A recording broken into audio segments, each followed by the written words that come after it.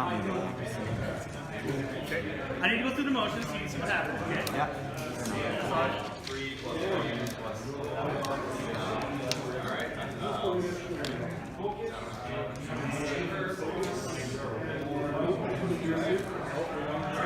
Watch the skulls. Yep. George takes the stress. I'll watch that gives him a focus. I will focus action and January to change the faces. Boost. It's awesome.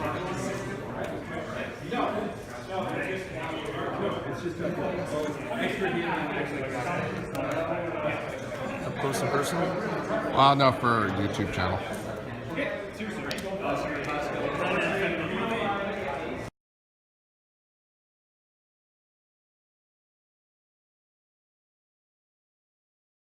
What can I say? I'm pretty good. Yeah, and we are live. Oh, Enough bragging. I'm Enough not bragging. No, I'm not bragging. Somebody scored the new shirts for So, Crimson Night Ravens. So, they look good. I'm a merchandising guy. I guess you could say. I put little quotations behind that. Yeah. But I decided. So we've been working on getting T-shirts for the squadron. So I'm not wearing my Crimson Core shirt tonight because I decided to wear the Crimson Night Raven shirt. So one of us is wearing the Core, and then I'm wearing the Night Raven shirt. So the new shirts are really, really good. I really like them. I'm one of those guys who likes collars, so I like the golf shirt and the collars. Makes me look, more.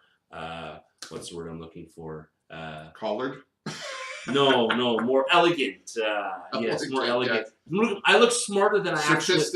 Sophisticated. It makes me look smarter than I actually am. Maybe. Yeah, maybe. So, but the new shirts. So I'll get up so you can see the back. But before I do that, the thing I like about this golf shirt is the fact that it has a little red stripe right in the middle, like right through the. Like you can't see it; it's too small, but it's fantastic. It looks amazing. So the Crimson Night Raven shirts, we have the front logo on the front, so it has the Crimson Night Raven, and then it's got the Death Star behind it. And then on the back, you gotta excuse me, because I gotta stand up. You got this here. If you can't see that, nothing I can do about it. So the back of the shirt is a logo that the native raven. Yeah. With its wings wrapped around the Death Star, and then the Crimson Night Raven focused in the middle of the thing, and then it has the three factions of X-Wing in the middle of that, with the rebel bird in the mouth as the bead of the. Yeah, basically, Crimson Night Ravens covers the Fraser Valley of BC, and when we were trying to design the group and what we were going to base it on. I mean, the heritage out here is the native communities and the tribes and that. I mean, this was their home for a very long time. So we thought, what better way to represent them and respect that them than to integrate a native theme to our logo. And I think it's been months of bouncing around and getting lost on desks. It has literally taken probably 8 to 9 months to get it finished.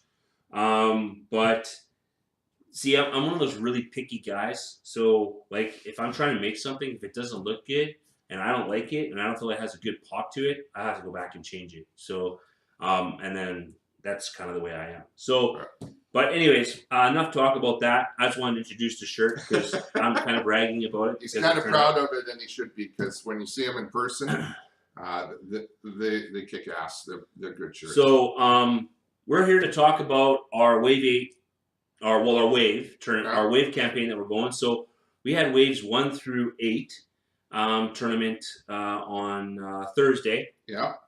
And we're also going to talk about the charity event that we went to on Saturday. Target Lock. Yeah, Target Lock Hunger. We'll touch base on the tournament first. So it was the wave campaign's been a lot of fun. It really has. Some of the guys might not want to admit it, but they actually had fun doing it. So, well, it was a good idea. I mean, I've been enjoying it. The difference is it allowed us to fly, like I said before, allowed us to fly the older style ships, which allowed you to learn to play different ships other than constantly focusing on the one ship that you constantly used to flying. So it was really fantastic. So our tournament was this week. Unfortunately, I ended up in I think third last place this week. I don't want to talk about it. Don't want to talk about it. Yeah, my 4 jump masters had a horrible tournament. But Where did I finish up? I was fifth, I think. no, first. Yeah, that's it. No, it was fifth. First place. Yeah, I remember that. Um, But I'm not playing 4 jump masters in the next tournament, so it's all good. So, anyways, we're moving on with the campaigns. We're just going to make a brief statement with this because we got a bunch of things we want to talk about tonight with target locking, especially. So we're moving on. So this week being released is Wave 9 for the guys. A lot of them are getting excited about that too because there's ships that they've been waiting to play that are coming out. Like for me, for instance, I get my arcs. You get your arcs. love I my get my Fen Rao. So I'll kill that ship. That's the first ship I'll kill. Yeah, I don't know I see about it. that. I'll kill it. Yeah, and what's that other ship that the scum get this turn? What's that ship? Don't know what you're talking about. I have no idea what you're talking about. Yeah, it's your favorite ship to fly against. I have no idea what you're talking During about. regionals, you flew against it every match. I've got no comment on that situation. Anyways, we're looking forward to this Thursday because Good Curtis here is going to have a lot of flashbacks. So next to the fact that I'm wearing the caster and the Fen Rao and all that, I get to fly my arc, so I'm kind of excited about that. But have some fun. But that's here in USA. We'll move on. We're also going to mention the new ship, the TIE Reaper, tonight. We're going to go over and touch base on that as it's been released.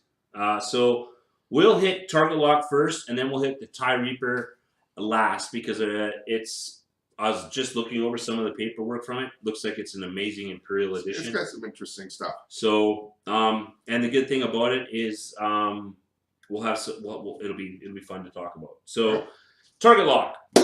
So Saturday we had, how much was it? 50 guys? 45? About there. Let's see. There was 38. 38 pilots 38 pilots. decided to come out to the target lock. And James put on an amazing display at the church. It was great. Well, he had Jonas helping him too. Yeah, And a bunch of other people, which we probably Kalen and all those guys, the Sea to Sky Squadron guys. Yeah. But got tons and tons of stuff donated. As you can see, some of the loot that somebody grabbed in the. Yeah, some of us did pretty good in the draws, and some of the loot there was awesome. I mean, I got.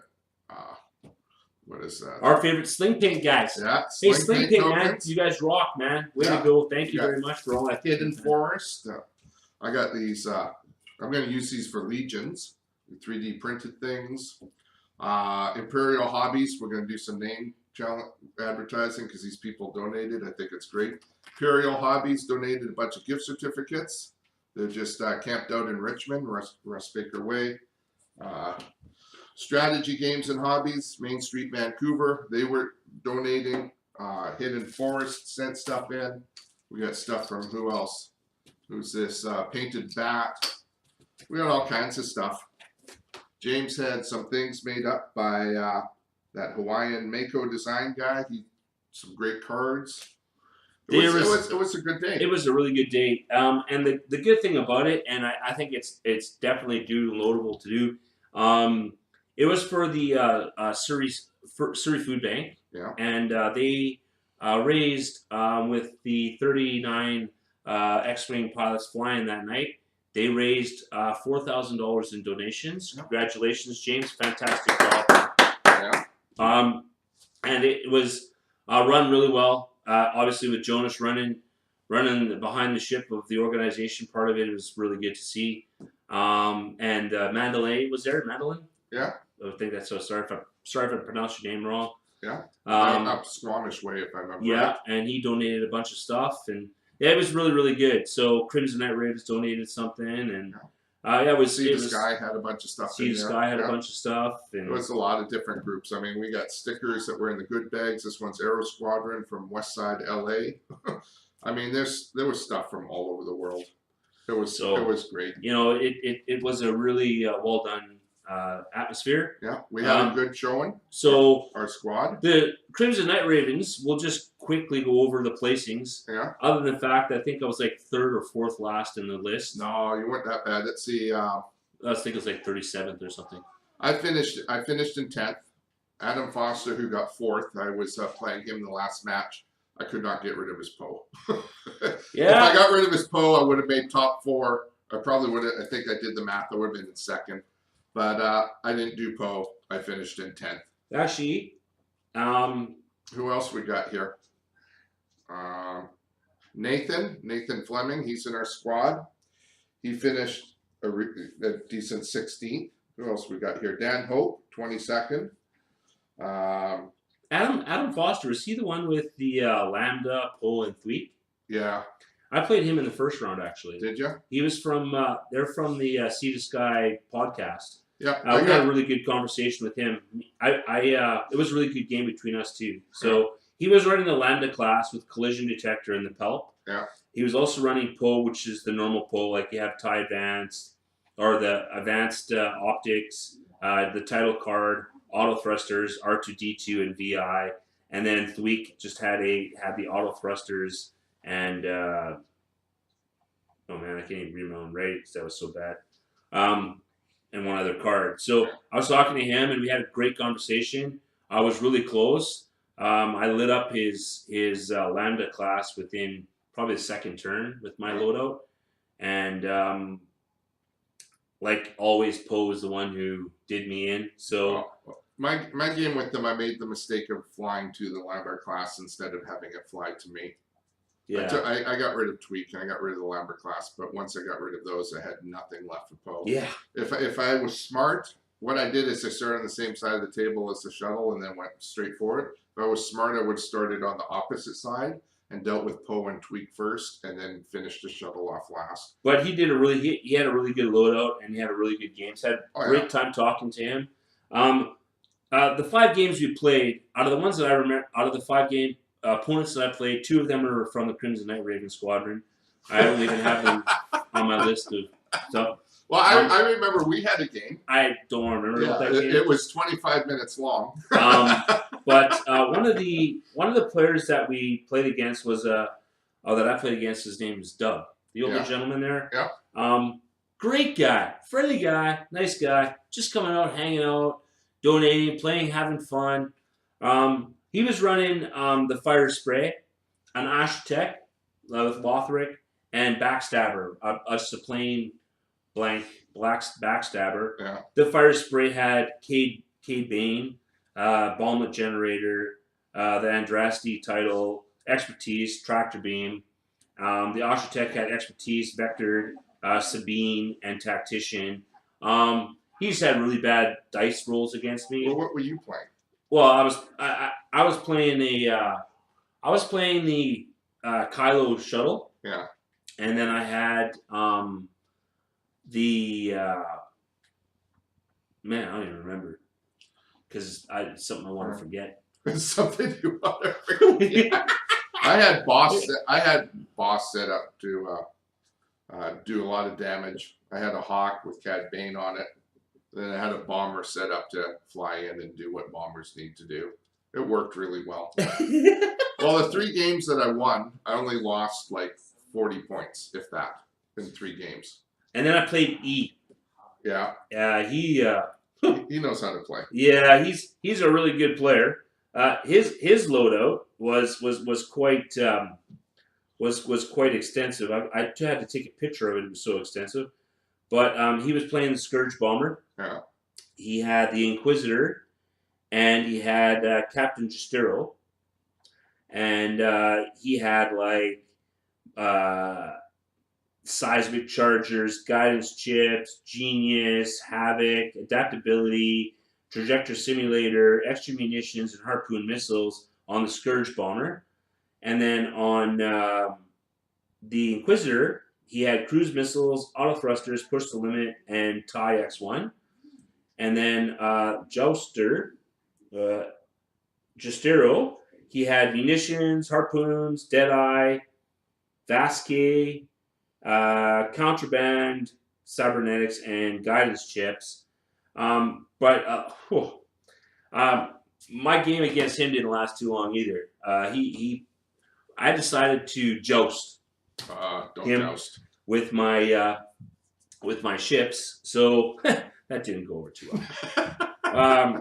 But we did get a good long lunch, so. Yeah, we got a good long lunch, got a long conversation, and people harassing me about it. But yeah, so I ended up in the position I was in because Well, let's see. We got John and Alex who came in with us on the ride.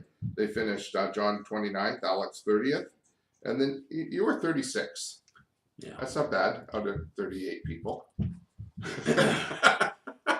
these guys, man, I tell you, You're getting better. it's a never ending story with these guys. I tell you, they do nothing but harass me. I don't even know why I do nice things for them. I don't know why we would bug you.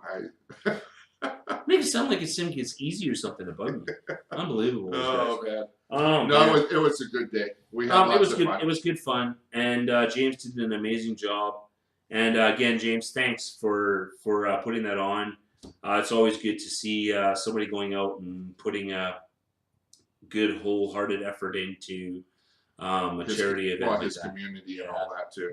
So it was really good to see, and so I think one of the island guys took home like 7 sets of templates actually. Yeah. The draw table was It was tables. massive. There was 4 of them. Four just or loaded five with tables stuff. loaded, yeah. If you're into full art cards, I tell you, I some actually people walked went away through with it. complete collections. It was Yeah. unbelievable. I walked away with 2 alt art. Yeah, there was Sets. some nice stuff there. Yeah. So it was I really good. wanted the Scum dice tray, but you had to be dead last to get that. Who You got could- that? you- No, Doug didn't get that. He No. was the other guy. So and there was only 2 ships I did not destroy in the entire day, and both of them cost me my loss. First one, of course, the one ship I hate more than anything else in the world, the K-Wing, Miranda. I did enough damage to kill that thing twice over, and I just could not get the. Ugh.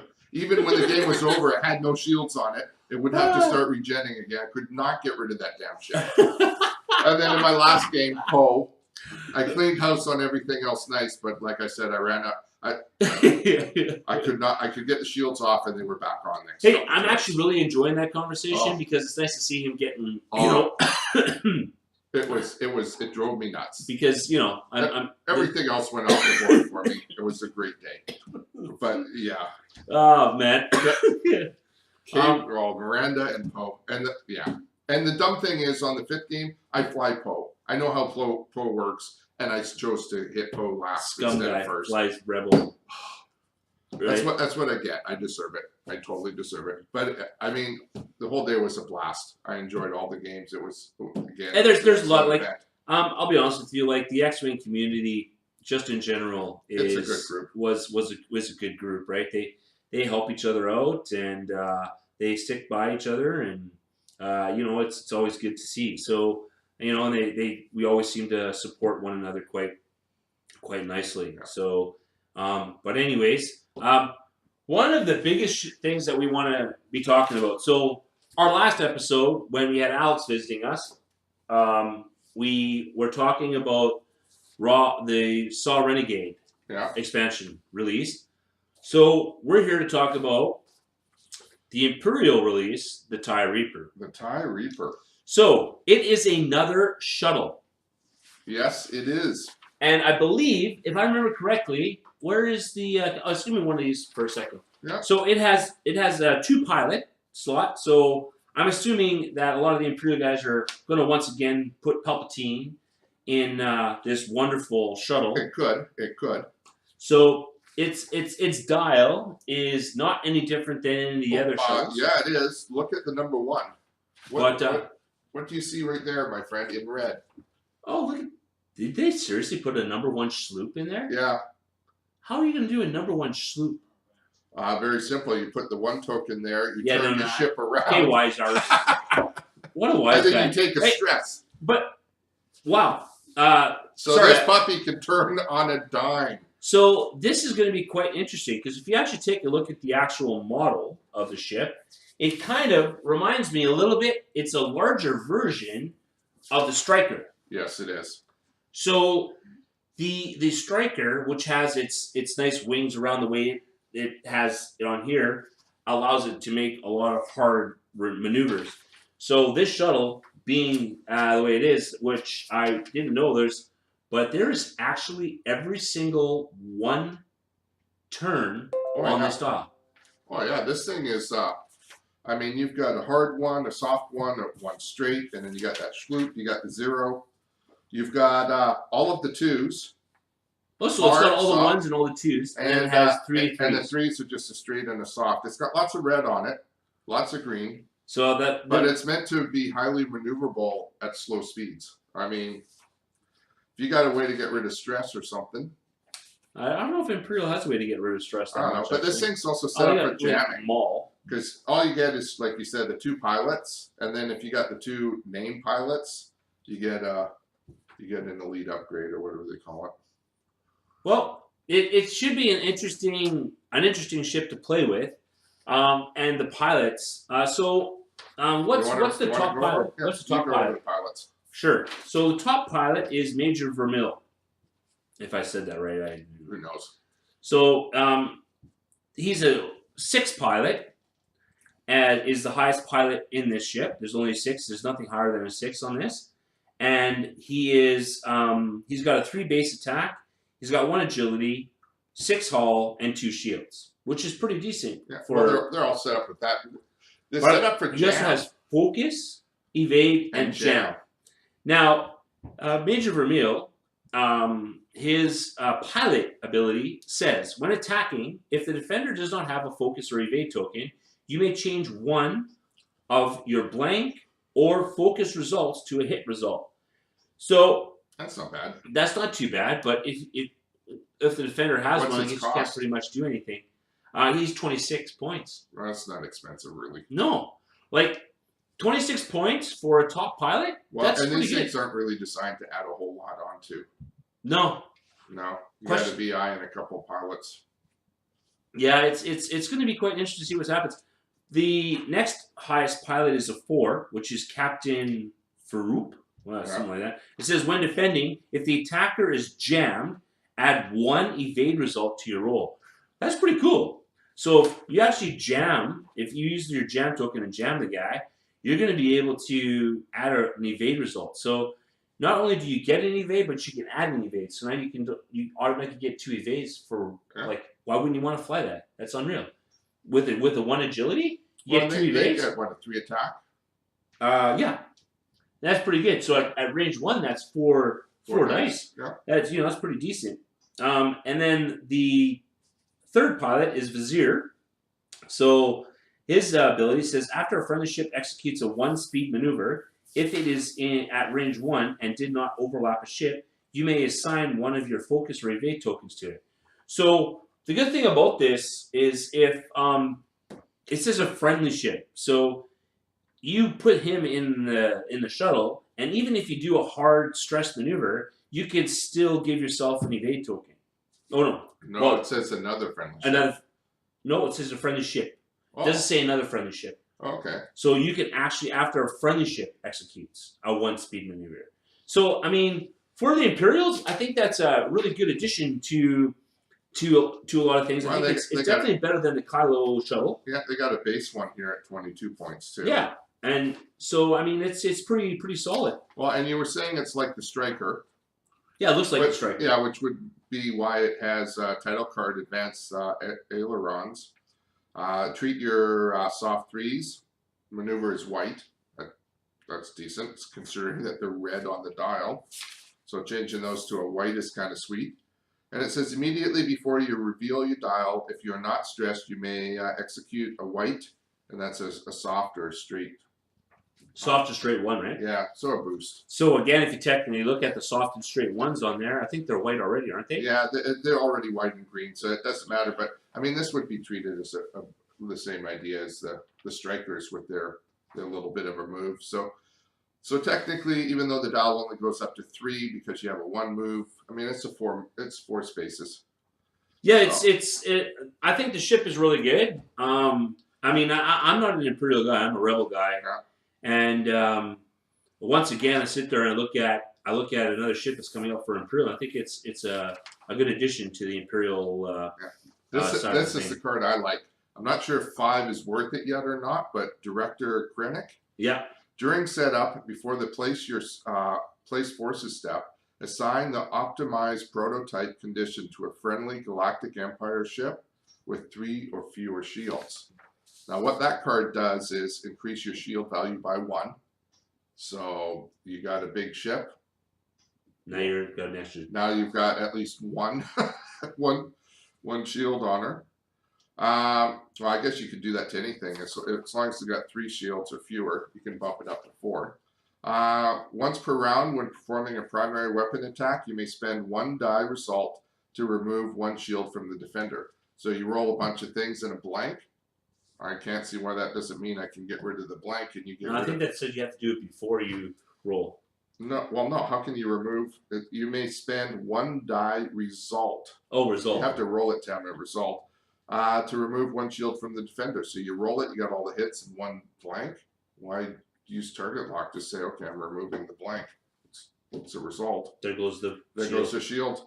After you perform a primary weapon attack, a friendly ship at range 1 to 2, equipped with Director. So whoever gave you this card, whoever has the Director card on them, if they're within range 1 or 2 of the ship that's got the optimized on it, it gets a free target lock on the defender. So it hands out target locks. So yeah, you know what? Like there's some magic there. There is totally, and I think that it's definitely a bit more of an upgrade from the Kylo ship, which actually, to be honest with you, I played at the target lock, and I really enjoyed playing the Kylo. I like the Kylo shuttle. Yeah. So I think that this would be probably a ship that I end up playing as well. And I'm not an Imperial guy, but I probably would end up playing that card. I don't know.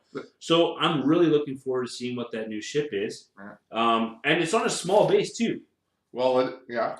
So that's even better. So it's a small base, medium-sized ship. So that's even nicer too. With the last 2 cards to go over on the upgrades, ISB Slicer. After you perform a jam action against an enemy ship, you may choose a ship at range 1 of that ship that is not jammed and assign 1 jam token to it. So basically, you're getting 2 for the price of 1 if they're flying in formation. Who was it who was using jams? Was it you? Yeah, I think I did. Yeah, and that actually worked. I don't know. I haven't tried them yet. No. I was on it was one of the missiles I was firing. Yeah, the format. I just haven't tried it yet. I don't know if it's good or bad. But you were having success with it. Yeah, I really liked it. The gem ability was fantastic. I thought. Now this is the one that's definitely worth 2 points. That's tactical officer, Imperial only. Your action bar gets the what's that symbol again? Oh man. That's coordinate. Okay, seriously. Okay, seriously. The one thing that the rebels have, and what do? They give it to the Imperial. Yeah. Come on, man. Seriously. Coordinate. Why? Why? I think. You know, if you're going to give them coordinate, give us one of their abilities. What do you want? You want like cloaking or something? That's right. Give us. No. Give the Imperial. Give us rebels the cloaking device. Give them the. I wonder how that would work if you put a bunch of phantoms or stuff around. You can take advantage of that. Anyways, that's a neat card. And the rest in the set are pretty simple. We got decoys in there. We got system officers. Come on, man. There's one multi-gambit or something. I don't know what that is. It's probably out there. I haven't looked it up, but I don't know. It's an interesting looking ship. It'll be interesting to see who flies it. I mean, I'll be honest with you. I think if you're an Imperial player and you like flying shuttles and you're kind of like, oh, I kind of like the Lambda, I think this shuttle is definitely an upgrade from the Lambda, and it's definitely an upgrade from the Kylo ship, the Batwing.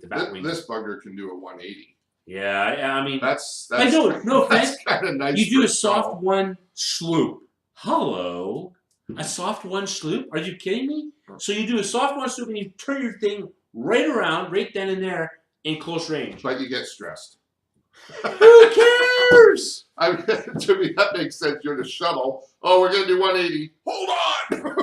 Like, who cares? So Oh, you get stressed. Who cares? You get so you have a unmodified dice. But if you have a coordinate token on one of your other ships, great. So Well, yeah, you you stress can- yourself, then you give your other ship has coordinate, and then you coordinate a token onto the shuttle that just stressed itself to do a hard sloop. Are you kidding me? You know what? So then you take a shuttle well, that has no, 3 because attack what's dice. that card that you do your action before you do your movement? Advanced sensors. Yeah. Oh, you need the sensor thing for that, don't you? I think that's the systems. Yeah, one. you need the systems. That's too bad because advanced sensors on this would be great. Oh, I'm gonna take a focus. Oh, I'm stressed. Who cares? Like I said, just use the coordinate ability. Yeah, no. And on one of your other ships, like who wouldn't want to do that? So if you're running that ship and you have a soft sloop, you take that soft sloop, put it in there, nice low range, you coordinated focus or a target lock, boom. Hello. Actually, I don't think that ship actually has target lock. That ship? No, it doesn't. No target lock for you. That's No okay. I'll remember that. Focus, Focus, evade, and jam, right? focus, evade, and jam. Yep. I don't know. When it comes out, I'll play around with one. I'm interested. The director is what I'm interested in. Maybe put that on a Lambert shuttle or something. Anyways, we're sitting here jabbering on about that, but by the way, this is episode 4. So 4. Rebels to the end. That's what I say. Almost to the end. Rebels. Well, what did we cover today?